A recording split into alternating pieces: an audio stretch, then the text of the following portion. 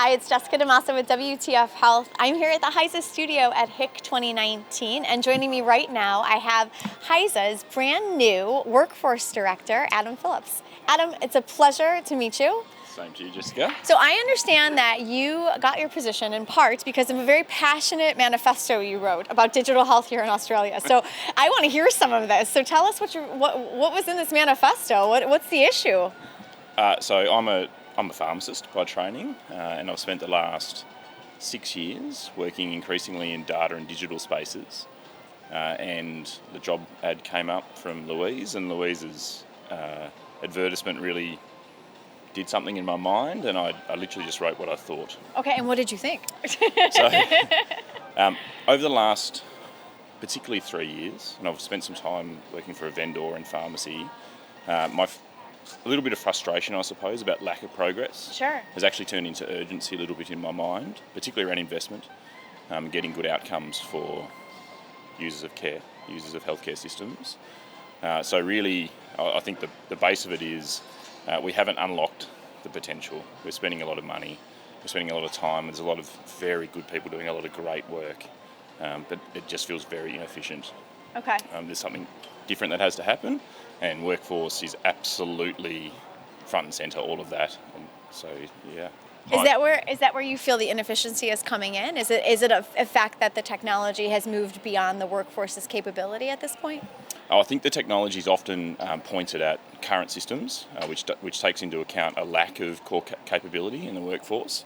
So I don't necessarily see Workforce and the solutions working in tandem.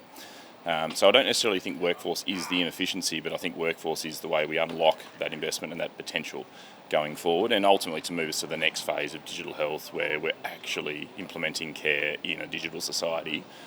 We have to translate and articulate through our current workforce, and that's not the workforce I know. It's not the workforce I was trained to be as a pharmacist, and I don't think it's really reflected in the solutions that we're putting in place in primary care and in hospital spaces. How come? Like, what's missing from those solutions?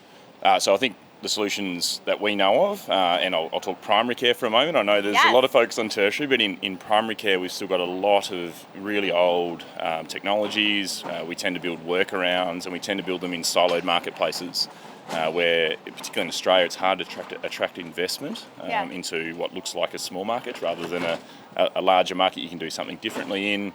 And those solutions don't in any way talk to the future of healthcare or a future healthcare practitioner, someone delivering care or just health, someone facilitating better health outcomes in the future. So I think there's a bit of market. I think there's a little bit of creating solutions for now rather than making a small investment for future. Mm-hmm. And that small investment for future has to take into account the capabilities of the people that are implementing those systems and ultimately taking responsibility for the outcome in care.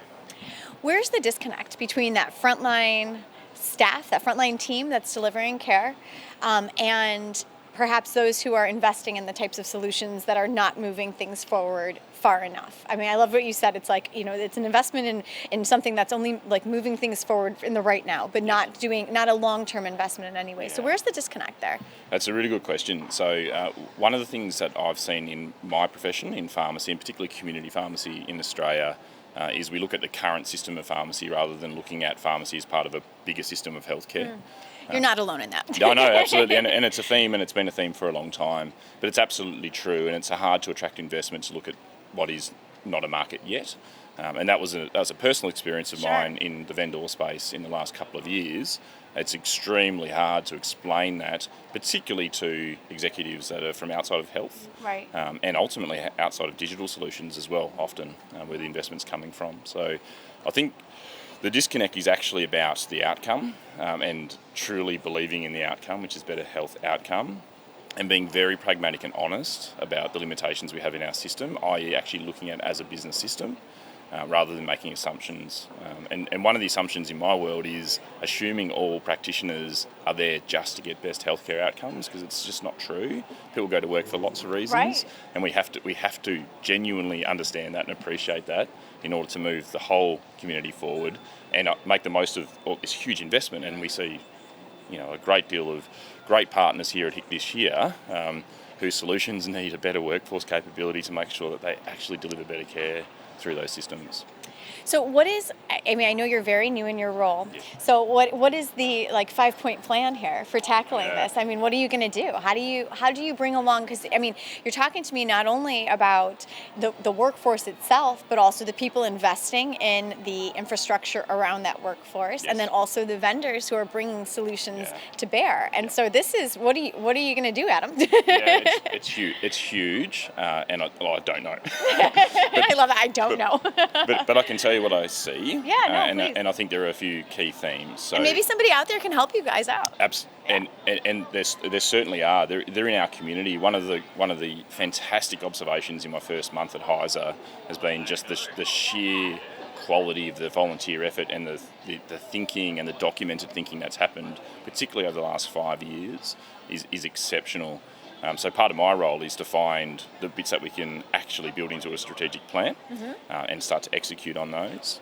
But the themes are the same, and I think this is internationally similar. Sure. So we have an issue around core capability in healthcare practitioners across the board. We have some issues around curriculum and employer understanding of capability. And that's a big thing to address, and that will be a key theme and a massive focus of my role, is around those core capabilities of healthcare practitioners, discipline by discipline or as a collective. But of course the other themes are the themes that are addressed in all developed economies, which are the health informatics as a discipline, as a profession, and the vast number of disciplines and skill bases that draws upon, and how it's changing going into the future. So how does HISA support that? How does HISA make that better? How does HISA recognise that? And ultimately, how do we make that worthwhile in delivering better outcomes? Well, I mean, this sector is only going to grow, so Yes. it's important to figure this out at this point here. I had an interesting conversation with someone a while back who had talked about one of the workforce issues in the U.S. being that in a lot of the big healthcare companies, the incentives for employees are not aligned to embracing innovation. Yes. Is that similar here in Australia? I mean, because it's like, we're thinking in the US about, my corporate scorecard, and I have to tick these things off, and I'm setting it up now for being, getting a raise next year. Yeah. I mean, is that a factor in some of the trouble that the workforce is having, either embracing some of these innovations that are coming down the pike, or even just, looking for, in terms of like a self-motivated way, going to find these things? Yeah, so in my mind it falls into two buckets in Australia. It's not absolutely true, but in primary care we have a corporate system which ultimately needs to look at things in a certain way, and those innovations might be hard to embrace. The other part of the primary care system in Australia are small owners, community pharmacy, general practices, etc., independent practitioners who will embrace innovations, but there has to be a clear outcome for them. It's just too hard to do. And of course, you need a large number of early adopters to get anything working in that space, because they are small operators. In an institution setting, yes, I do think we have... We've got a great opportunity to go forward, and we probably aren't as efficient as we could be. I see huge opportunities to link principles of clinical governance and the way we operate our clinical governance frameworks in Australia in large institutions and acute care to some of these outcomes, both about embracing innovations or just better technologies and better systems to ensure safety and quality of care. And that's it. It's that simple. And workforce and digital solutions are fundamentally part of that, and they can't not be part of that. Right. So whether it's about innovation per se, and defining innovation as a separate discussion, of course, just making the most of what you've got and doing things differently is probably the key.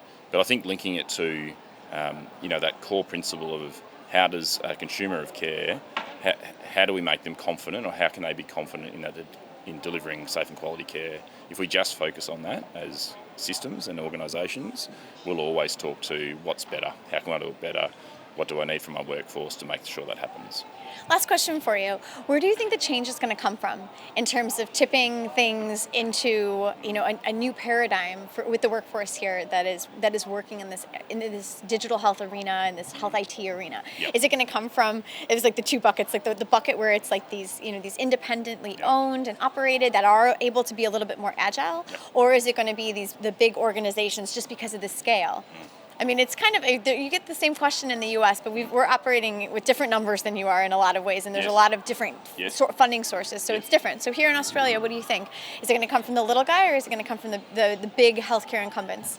I think it's going to come from Workforce, surprisingly, and I think the masses are going to rise up. I actually think that's right. Yeah. So I think there's an incremental advance, and there'll be a tipping point.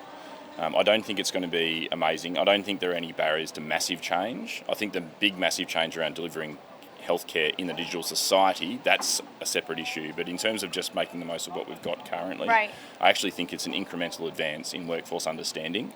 Bottoms up, right? Yeah, exactly. And that's going to be from, and of course our health workforce is extremely mobile. So they work in primary care, they work in tertiary, it's the same person, it's the same calendar year. So if we can somehow inspire a capability set and start to allow the workforce to really use those skills and knowledge to deliver better care, I think we'll get to a tipping point. And it won't matter who the employer is, who the institution is, who the ultimate accountable care deliverer is. We'll actually have a society or a healthcare society that will start to deliver better care regardless of where they are. I love this. In the U.S., it's like we're always talking about these patients are going to be leading the ones leading the change, and I like the idea that perhaps it's going to come from the workforce instead. Well, ultimately, patients will tell us exactly what they want. Sure. But there is a tipping point in health where there is a trust, there's a safety, there's something more to it, and sure. I think we all sort of see that. So we need a workforce that understands it well enough just to let it out, and then the patient will tell us exactly what to do, and then we'll be good. And then the massive change will happen. And then we'll be good. That's it. That's it. Done. You fixed it. Fantastic. Adam, it's so good to talk to you. Welcome to HISA. Thank you, Jessica. Good luck in your role. I'm Thank Jessica DaMassa with WTF Health here in the HISA studio at HIC 2019. Thanks for joining us.